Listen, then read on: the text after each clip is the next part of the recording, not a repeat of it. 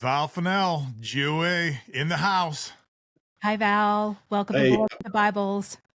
how you doing? Thanks for inviting me to come on. Yeah, man, it's an honor to have you.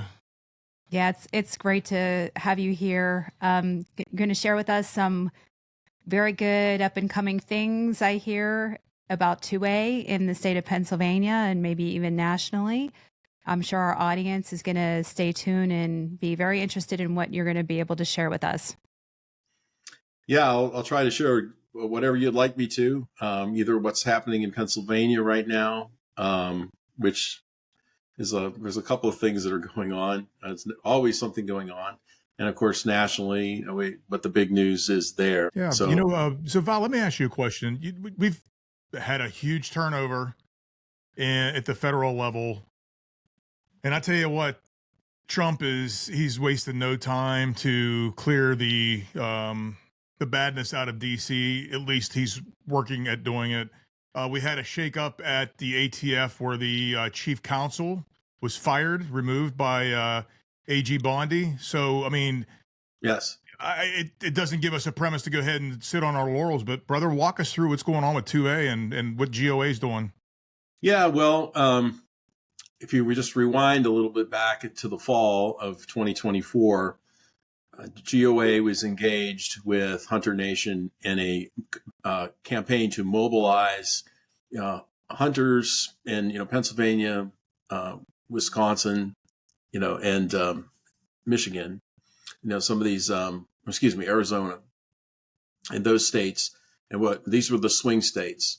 And what we wanted to try to do was mobilize this community. So we teamed up with Hunter Nation to do this massive text message campaign to hundreds of thousands of hunters and gun owners too in those areas, and I think that had a huge impact.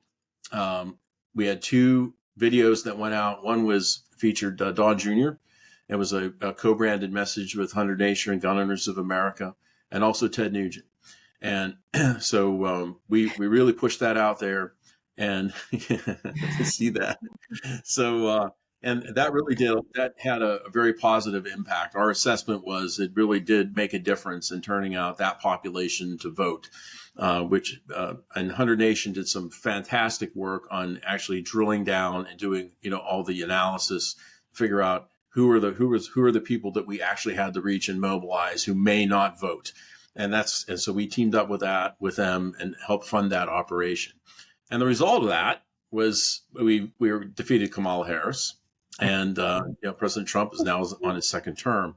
And so far, so good is what we have to say. You mentioned some of the positive things already that are happening in the administration.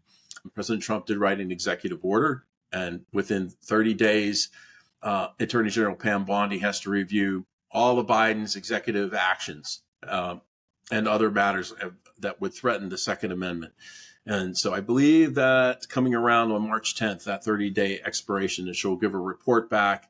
And what we're looking for is to roll back those executive actions of Joe Biden, like the pistol-based ban, the unserialized frames and receivers, and things for the firearms industry, such as the ATF zero tolerance rule, which is like, if you make a mistake on your form as a FFL, and I'm a new FFL, so I got to be careful about this too, right? If you just make some innocent mistake, that we're shutting down businesses.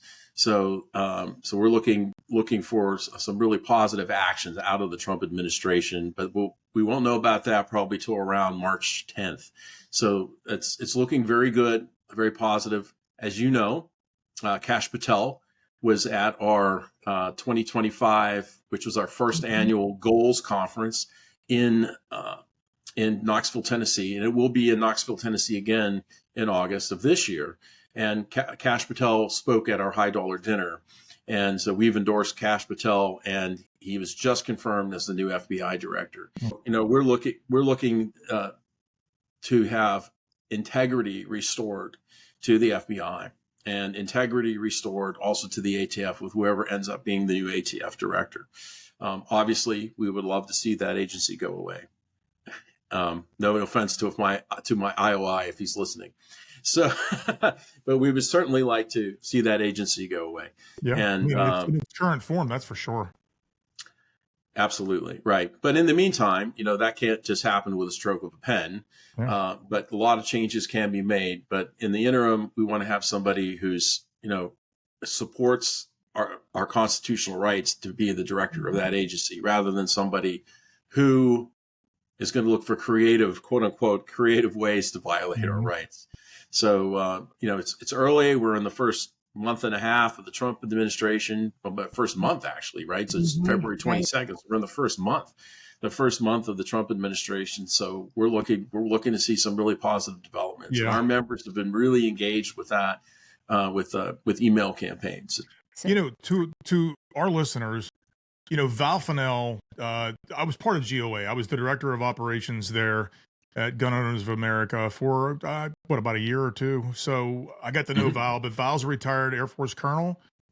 You were a doctor, and you are, in my personal opinion, Val, you're the best in the business when it comes to Second Amendment, as far as protecting the Second Amendment, being able to lobby the Second Amendment, being able to bring the grassroots together with the Second Amendment. You're the best in the business, and I really to have you on the show as Pennsylvania's state director is an honor for us. So it truly is. Val, the Trump administration shaking and moving in the first month. Val, I consider you to be also a shaker and a mover. yeah, yeah. And so what I'd really like to know, and I think Tony would share this too, is, there's a lot happening right now with the new administration. Tell our audience maybe one thing that you're just really, really excited about seeing play out in the world of 2A, as you see this new administration, whether it's federally or for Pennsylvanians. Well, on the national level, I think the most important thing right now is we are in a position to actually get national concealed carry reciprocity passed. President Trump has promised he would listen to GOA. President Trump has said he would sign it if it comes to his desk. We have a bill. I believe that bill is HR 38. I think that's the bill that we're pushing. And I don't work on the federal side too much, but I'm pretty sure that that's the one. We really are in a position now of having that move forward. The challenge will always be, as it always is the Senate, because it's narrowly divided. So we'll have to have a good strategy to get that through on the Senate side. But we are in the position to have that done. And that would be fantastic for everyone's Second Amendment rights. And in the bill in particular, if you live in a constitutional carry state, if you don't have a concealed carry permit in your state, if you you will be recognized as having reciprocity in a state, like New York, if you're coming from Ohio, which is constitutional carry, right? So this is great, and this will make the government, Kathy Hochul and the commies in New York, their heads will spin over this, and it serves them right, because your rights do not stop at the border of one state versus another when it comes to the Second Amendment. Right. So, and those rights, the Bill of Rights, have been incorporated to apply to the states since the 14th Amendment was passed. Yeah. And that's exactly what's happened with the Second Amendment in particular. So we are really, really looking forward to having that go through. So nationally, that's the thing. Pennsylvania, where we're at here, it's a little bit more difficult. We have Josh Shapiro as our governor. So even if we could get something through, like for example, in 2021, we did get constitutional carry to Governor Wolf's desk at the time, and it passed, but Governor Wolf vetoed it, and there was not enough votes to override it. And that was an effort by the entire Second Amendment community. But GOA was really involved with mobilizing the grassroots for that. We had gun owners lobby days. We did a lot of work on that in that effort. So we can do it again, but not this time around. I don't think. We have Democrats have a 1 vote margin in the House. It's going to make it very difficult for them to pass gun control, and believe me, they are trying to pass gun control.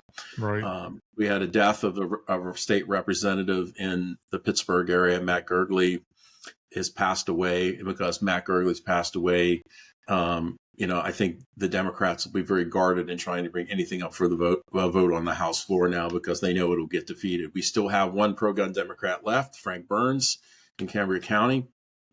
So, and then the Senate is still has a pro-gun majority. Senator Mastriano, our good friend, has put in the Right to Bear Arms Act there once again. Senator Chris Dush has put in the constitutional carry bill in the Senate. Aaron Bernstein, as he always does, put in our constitutional carry bill in the House. So the problem is it's going to be gridlock, unfortunately, in Pennsylvania. But we did have some highlights, though, of some positives that came out of the election. So we particularly was our attorney general race. We were able to defeat the Democrat, and Dave Sunday was elected to as attorney general. Unfortunately for your viewers, Dave Sunday has he's filed an appeal to a case. Well, not appeal, but so there was a case in front of the Third Circuit for about 18 and 20-year-olds to carry in the state of emergency. And that Third Circuit panel ruled that is unconstitutional. Pennsylvania cannot restrict the rights of 18 to 20-year-olds to carry in a state of emergency. However, Dave Sunday's office filed for an en banc review, which means he wants all the judges in that panel to review that case again. And we tried to really give him an opportunity to pull that and to step back from it. He hasn't done it. So we engaged our members and our supporters to contact his office. And we've had thousands of people tell him, hey, you promised our members in Pennsylvania that you supported the right of 18 and 20-year-olds to carry. Dave Sunday himself was a Navy veteran. He was a young man in the United States Navy. Tony, you and I were in the military, and you're sure you agree with this. If we can call up an 18-year-old to serve his country or her country and put a rifle in their hand and send them downrange, then they should be able to buy and carry a firearm at that age to protect themselves and their families. And so we're still trying to work with Dave Sunday we have a meeting with him coming up in March. So I'm hoping we can make some headway. But that was a little disappointment for us. But we did defeat DePasquale in that election. So, but pretty much it's the status quo in Pennsylvania. There's really not a lot of change that's happened. Val, we control this at the federal level. We control the House and we control the Senate. There is no reason why we can't do the things we need to do with the Second Amendment to protect it. And if we can't get it done because we have rhinos on board stifling the process, they need to go.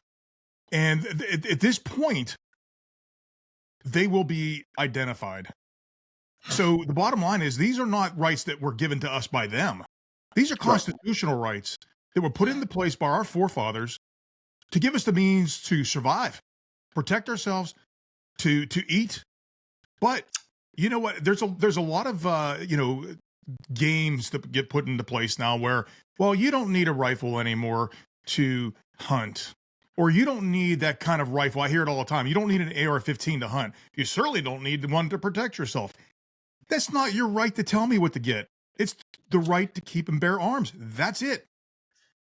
Right. We have a Bill of Rights, not a Bill of Needs. Right.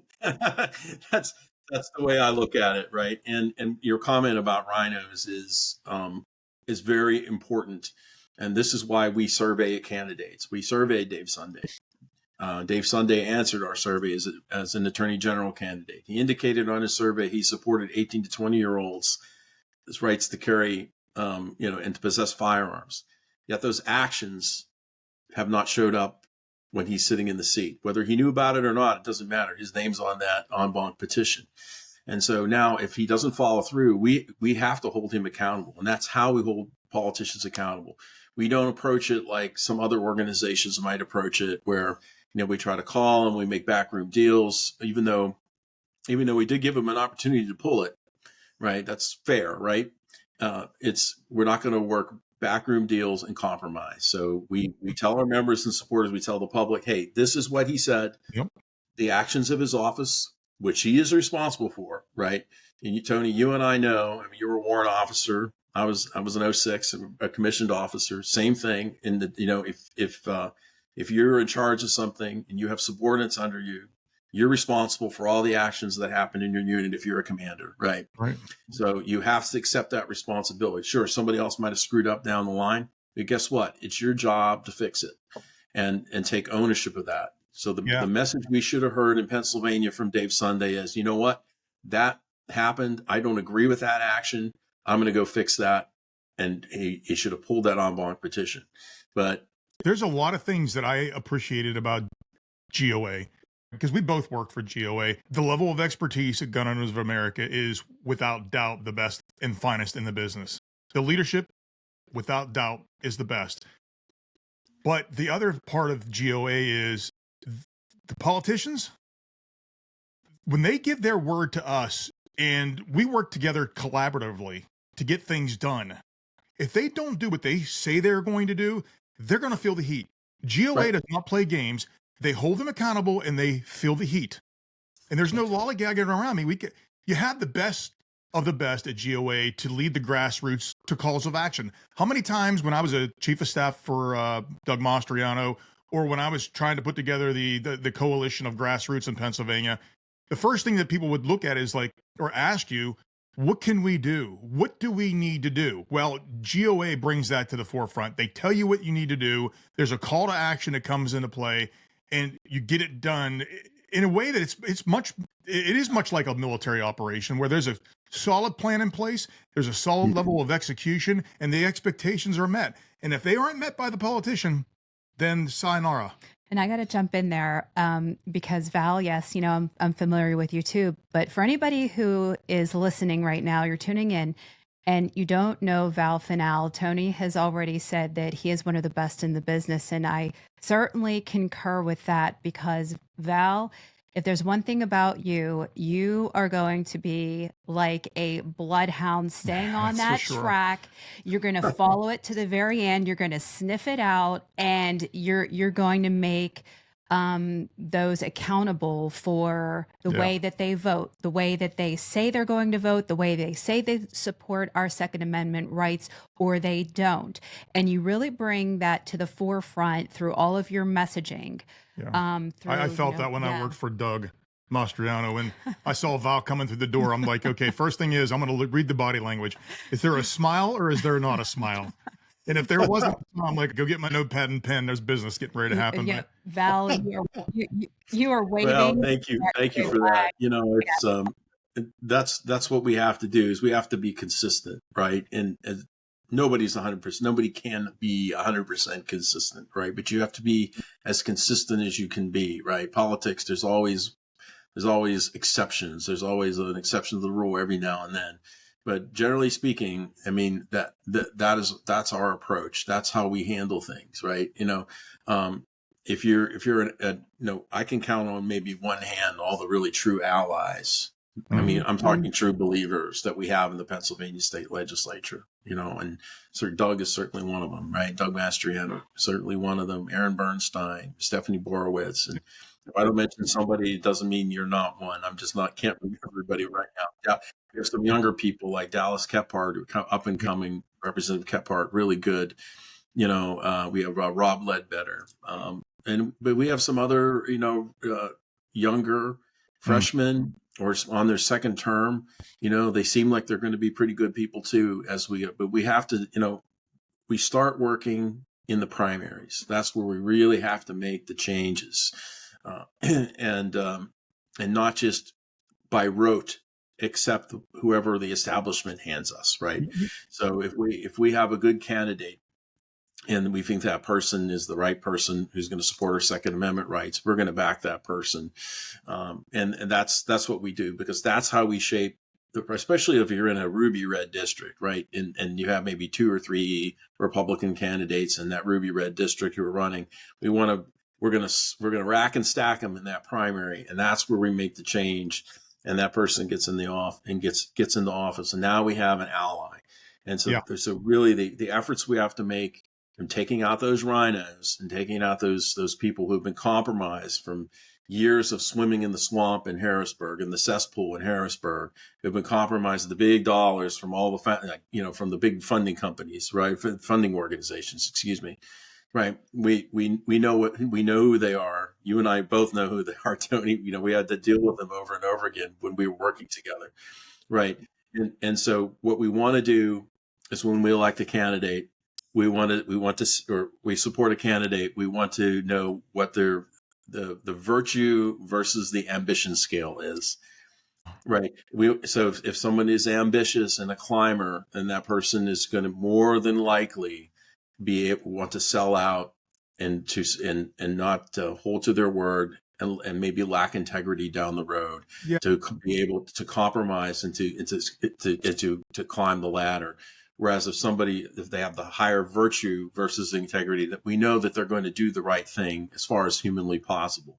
That's the type of candidate we want to look for. We don't want the climbers, the people who want to be career politicians, use state representative to become state senator, to become a congressman, to become a U.S. senator. If that's their trajectory, if that's why they're in the game, then, most of the time we can say that person is a climber. And along the way, there's a greater chance of them to be compromised by who? The leadership, right? It could be the Republican. Usually, unfortunately, we're in a political environment now. It's very polarized. We used to have a lot of pro-gun Democrats. We don't have that anymore. So, they'll be compromised by the Republican leadership and the rhinos along the way, right? So that's what we have to do. Is like when we elect that person who has that higher virtue to ambition scale is high on the virtue, then we tell that person, tie yourself to the mast when you get to Harrisburg, because the sirens are going to call as soon as they get there, and you don't want the ship that crashed upon the rock. Hey, Val, let me ask you a question. Let's go over a status update. When I left GOA, there were some hot button topics that were at the forefront. So I want to talk about what we're doing with suppressors for hunting. I want to talk about what we're doing with pistol braces, bump stocks, high cap mags. Bring me up to date, or bring us up to date, and our viewers. And I'll go one at a time. I'll ask you, where are we at with the bump stocks? Well, you remember the Supreme Court overturned the bump stock ban. That was the Trump era bump stock ban. As Representative Congressman Thomas Massey said, if you saw your neighbor digging in their yard, and maybe that they had a bump stock. So that was overturned by the Supreme Court. Some of the other things you mentioned, there's active litigation going on right now, right? What about the suppressors for the hunting? Well, a lot of states have, like Pennsylvania. I'm not sure where we stand on suppressors for hunting here, but that varies by state. So, some states maybe allow it and some states don't. I would have to do a review to see which ones do or not. But suppressors are legal in Pennsylvania. In some states, they're not legal. The big thing on suppressors that we're trying to change is get them taken off on the federal level. They're actually under the National Firearms Act. So a suppressor is considered like a machine gun, right? So you have to pay a $200 tax, right, in order to buy or transfer a suppressor, right? So you become a special you're a taxpayer, and you become a taxpayer, you get a stamp, you can buy the suppressor. Now, this is ridiculous. In reality, a suppressor, it's not like the movies where somebody comes in and you hear just like like that, right? It may reduce the sound or the decibels to an acceptable level, but it's still loud enough that you're going to hear it, right? It's not like it's going to be silent. It's really not a silencer. It's a suppressor. Right. So, and those suppressors are considered firearms, even though it's just a can that suppresses, the sound through a system of baffling. It's considered a firearm under federal law. It's under the National Firearms Act from 1934. So that's the big thing we're trying to do, is deregulate suppressors by getting them taken off the NFA. There's been bills to do that. There's a possibility. I think it was called the Hearing Protection Act. And again, this is the reason for the suppressor, is it's really a way to protect your hearing. But as far as suppressors in hunting are concerned, that's a state by state thing, and I really not up on that. For the suppressors, there were two things when I worked at GOA that I thought were good talking points with the suppressors. One, I'm a veteran with 2 hearing aids. I can't afford to lose any more of my hearing. So that's number one. And people will say, well, wear earplugs. Well, I mean, it's kind of hard to hear the game around you if you do that. So that's the first thing. The second thing is, I know in the state of Pennsylvania, there are a lot of farmers, and God bless them, they do allow you to hunt on their property. But a lot of the people in the adjacent areas or communities, they're tired of hearing the noises from the guns, especially, when it comes to Sunday hunting. And the suppressors would help accommodate all sides with that. So when you hear the analogy, well, those kinds of things keep an honest man honest. Yeah, sure. Whatever you say. It's ludicrous, but that we have to fight for these kind of things, but it is what it is. What about high cap mags? Well, again, high capacity magazines is a state by state thing. We always see bills in Pennsylvania, filed by usually the Philadelphia Democrats to restrict magazine size to 10 rounds or lower. And other states do have, and I think we should call them standard capacity magazines. So, a standard capacity magazine for an AR is 20 or 30 rounds. If you have a 10 round magazine, an AR-15 or an AR-10, it's a low capacity magazine.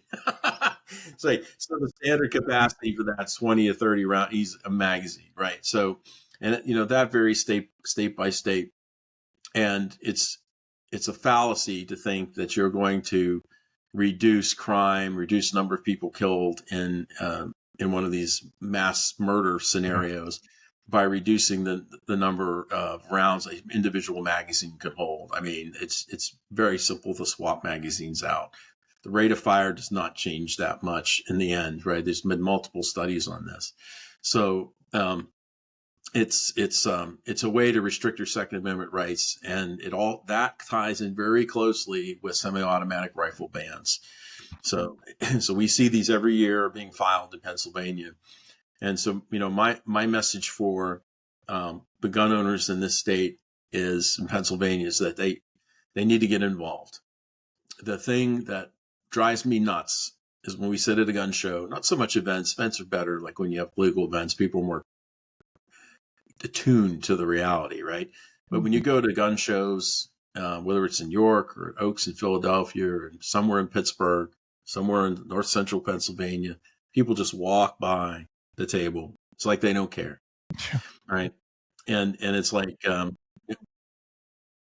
sorry, if we lose our Article 1, Section 21 rights in Pennsylvania, or Second Amendment rights, it's going to be because of apathy from the individual gun owner who refused to join GOA, and not just for the sake of joining GOA, but for the sake of getting involved, getting on that email list, smashing that button, and contacting their state representative, state senator, congressman, U.S. senator about bills that are pending. That's how we're going to change things, is from the bottom up that way.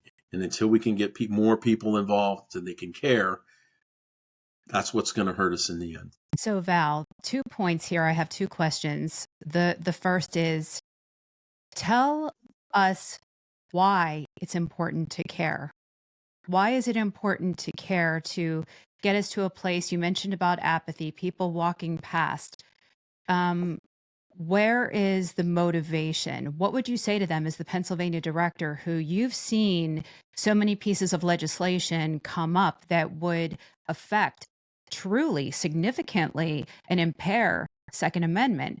So tell us why it's important.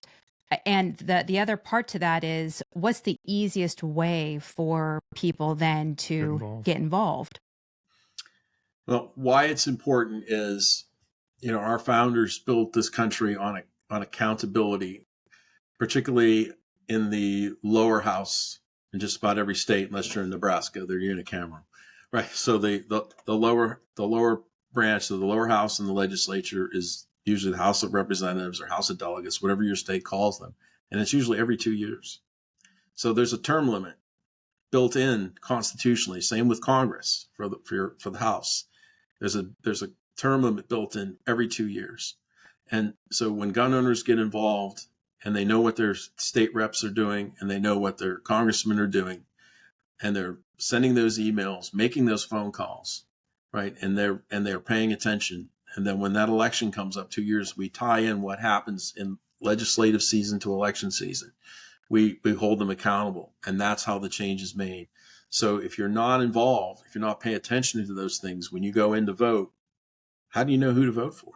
That's Right. right. Especially, again, like I said, with those all important primaries, right? How do you know if the person running against the incumbent in a primary, who's good, who's bad, unless you're involved, right? So that's the reason, that's the important. And how the best way to get involved is to join. Just go to gunowners.org and smash the button to join our email list. You can join the email list for free. Okay. Sure, I want you to join, but just get on the email list. Okay. So we can start talking to you and you can see what's going on. You can join GOA later, right? It's really about getting involved, and you can see what we're doing both on the federal level and on the state level. So Val, real quick, just for those who, may be very involved or maybe not involved, they're on a cusp of, should I get involved? Tell us from your, again, you're the PA GOA state director, about how many pieces of legislation, 2A legislation, actually get introduced in any given season. Just to give our, audience an idea. Right. So it's a lot in Pennsylvania. And the reason is we have a full-time legislature. We're one of 4 states that does. And so well over every session, which now is 2025 to 2026, we'll probably see 120, 130 gun-related bills, both pro and anti-gun. That's all together. The vast majority are anti-gun. Mhm. Again, filed by mostly Philadelphia Democrats, some Southwest Pennsylvania Democrats too. And so it's quite a lot of legislation. So on our website, it's pennsylvania.gunowners.org. So we track all the bills that are gun related on that website. So you can go there and see all the bills. Now, we're not like some other groups that try to scare you that something, Senator so-and-so filed a bill for universal background checks, and we're going to raise money on that, right? We don't do that. So, we will send messages out when that bill could move. Mhm. There's even the remote possibility that it could move. Then we're going to be all over it, right? And then of course, when you take action, there's an opportunity for somebody to donate to GOA on the other end. But what we don't want to do is cry wolf, right? We don't want to and scare people for no reason, just for the sake of fundraising, right? So that's not a good long-term strategy. So what we do basically is, if those bills are in date, or if we're pushing our bills, like we've already sent messages out about pro-gun bills that have filed back in January. We've sent encouragement messages to Senator Lisa Baker in the Senate to keep holding the line. She's done a great job in the last 2 to 4 years of keeping all the gun control out. We had a little run-in with her back in 2019 after the El Paso and Dayton shootings. She held hearings about passing gun control. But I think over time she's gotten the message, right? She's been very, very responsive to us. So, those are the kind of things we want people. So we send a message out, like we just sent our Dave Sunday alert out about what's happening there, is that it's actually about something that's really happening right now. And we want our members to get involved with. It's just not something to go throw out some specter remote possibility of it passing. And I think people get tired of that. Other organizations send out all these fundraising emails, give me a new leather jacket, join our cigar club or whatever. So look, I get it. Everybody has to raise money. If you can't, I think Morton Blackwell says, if you can't save the world if you can't pay the rent, right? That's one of Morton Blackwell's rules of the public policy process, is if you can't save the world if you can't pay the rent. Everybody has to raise money. I get it. But what we don't want to do is wear people out with endless fundraising unless something's really impactful, at least from my perspective as a state director. When I send something out and you see that, there's actually something that's happening. Your flag should go up. That's, I remember there wasn't a lot of saber rattling that went on. It was, if you see an alert, you better pay attention because we're on to something. There's Right. something happening. There's something moving. Somebody's doing something they shouldn't be doing. It's a call to action. That first alert is a call to action. And that's the way GOA does their business. Right. Right. Exactly. Yeah. And, we have a number of programs, for the industry partners. We have a strategic partner program. We have a program for retail gun stores called the Caliber Club. Yep. And we do have, merchandising and marketing emails that go out for new items we might have in the store. That's all great. Right. But when it comes to legislation, litigation, or even more importantly, in some sense, elections, right? When we endorse a candidate, we're sending out that email and we're telling people, hey, this person has answered our survey. They're running for office in this district. Please support that individual. It's actionable. And we're telling them we have a link there. Click on this button, support their campaign, volunteer for, donate to their campaign. So it's action oriented and it's important. Val, what's the footprint of GOA look like as far as state by state, region? What's the command and control of GOA look like across the entire nation? Well, so as far as the states are concerned, it's kind of there's two ways that state issues are handled. We either have, in some states, we have state directors. And to me, that is sort of the gold standard, right? Because the state director only handles one state, right? It's like our federal team handles Congress. That's one legislature, right? It's maybe the whole country, but it's one legislature. So we have a state director that handles that legislature and everything that's going on in the state. But if we don't have somebody who's in that state, then we have regional directors that monitor the legislation in a section of the country. We have Pacific, we have the Rocky Mountain region, Southeast, the Northeast. And then that legislation is monitored there. But you've got to remember, just because of scale, right? Economies of scale here and just not having the bandwidth to deal with everything. So ideally, we monitor all the legislation in those states. We have a sophisticated system set up to do that, but it's not going to ever replace having a state director in that state to really pay attention to what's going on. Somebody who lives there, ideally, right. So you don't have to be from there. I mean, I'm from Pennsylvania originally, but you and I, Tony, have lived all over the country. We can call probably any number of states home. We've had affinity for, right? So it's Right. So it isn't more about that. It's really about somebody being physically planted there, right? And watching things and having the focus be on that particular state. But our regional people pick up the slack and they do a really good job. Val, how do people sign up for GOA? Do they go to the website? Do they go to the shows? What's the best way to sign up for GOA? The best way is just go to gunowners.org and smash the button that says join. We'll go ahead and put a link. You know what? We're going to put a link in the description. I hope to obtain a discount code as well to put in the description. So, that'd be great. There is one thing I want to touch on. You have the regional directors, you have the state directors, you have the federal affairs that go on. Yes. But you also have a board at GOA. The board does a lot of work behind the scenes.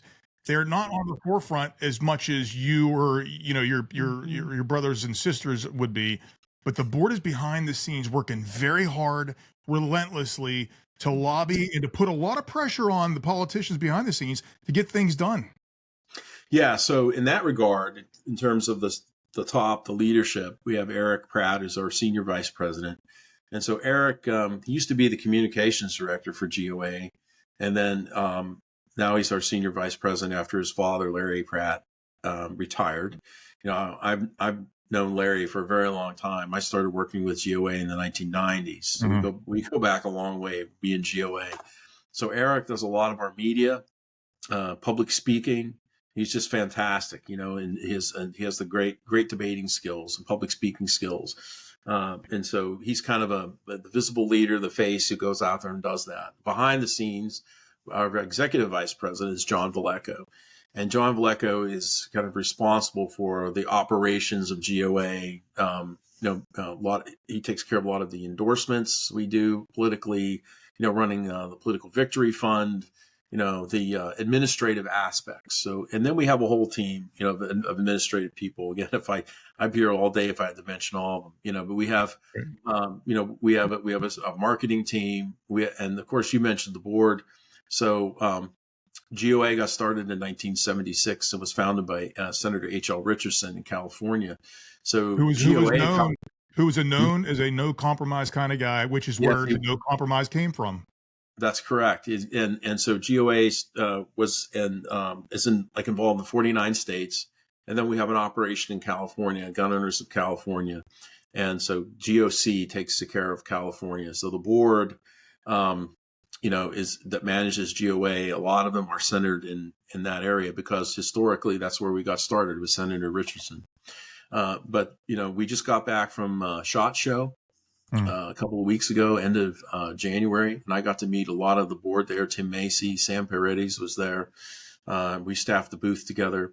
It's a highly dedicated team, and the people at the top like Eric and John, they're drinking from a fire hose all the time. Mm-hmm. And this is why I'm saying, it's really important to have, those regional and those state directors, because it's impossible, as span of control, right? And it's impossible for one person to really know what's going on in the entire United States. So we have to be their eyes and ears and escalate issues to them that really need to be addressed right away. So it's otherwise, things can get missed. And, I always appreciated the fact that GOA ran lean and efficient. They account for everything at that organization. So, I do have to attribute that to John Valleco. He does a phenomenal job with that. So what do you think, Dawn? So I know we probably are getting close to wrapping up. Wrap up time. and I think Val needs some vittles. Oh yeah, less vittles, more aerobic exercise, jazzercise. So there is just so much work that, again, people may see, and then the work that's done behind the scenes. And, just from my personal perspective, and I'm sure this is Tony's too, Val, it's with confidence that you are such a friend and an advocate of the Second Amendment. Mm-hmm.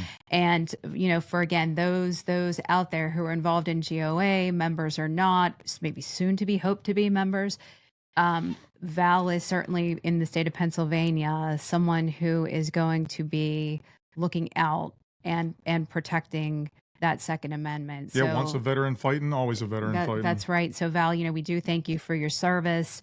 Thank you. You're welcome. And we thank you for your service now still in this capacity. There is something I want to go ahead and announce. First of all, I want to send a huge shout out to Uncle Ted Nugent. He has been a huge proponent, lifelong proponent of the Second Amendment. He has fought. He has ruffled a lot of feathers. God bless America. He's doing what he's supposed to do. And I wish a lot of other people would model what he's doing. But thank you, Ted Nugent. He's helped us out with Bullets to Bibles. Mm-hmm. He's been a friend to GOA. He's been a friend to the Second Amendment. And I'm going to say it, he's a shit kicker from way back. And I also want to say, and I love Ted and his wife, Shemaine.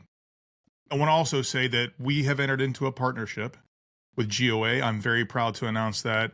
Mm-hmm. And I want to thank the organization for believing in us, and we absolutely love GOA. We believe in what GOA does and how they do it. And yeah, Val, it's good. It's good stuff. And I am looking forward to shoring things up while Trump's in office to get us ready for the next fight. And that doesn't mean people get on your laurels, sit back and watch because you're safe. You're not safe because you never know. I'm a big proponent of don't vote party, vote politician, because, the rhinos are alive and we don't know when they're going to cut our legs out from under. So do not get complacent, grassroots. Yeah, and that's right. And any success that we have, even though we have really good people at GOA, it's our members and our supporters who are at the absolute best. They're the ones that take action, and they're the ones that smash that button. They're the ones that, donate the money. It could be the widow's mite, to use a biblical phrase. It could be even the widow's mite. It doesn't matter, right? these are the people that keep us afloat, right? They're the ones that deserve the credit, because without them, we don't have that grassroots action. So this is another reason people need to get involved, is that without you, without that grassroots member of Gun Owners of America, we cannot achieve anything. So my shout out to all of them. It's a hearty thank you. Yeah, God bless the grassroots. So Val, we always go ahead and close out with a verse, and I've got one right here. Matthew 10:34. Do not think that I have come to bring peace to the earth. I have not come to bring peace, but a sword. I'm going to go ahead and do it. Hoo-ah. Hoo-ah. Val, thanks for being on Bullets to Bibles. Thanks, Val. Yeah, it's an honor to have you, bro. I miss you, man. I miss the good work that GOA does. But I'm outside looking in, and I love what you all are doing. So thanks for being on our show. And to everybody out there, we're going to go ahead and leave a link in the description. We're going to go ahead and put a discount code in there as soon as we get it. Again, I want to thank GOA for helping us do this show. So thanks, Val. Thank you, Val. You're welcome. All right, best to you and your family, bro. Yep. Thanks for having me on. God bless America. Bye-bye. Bye.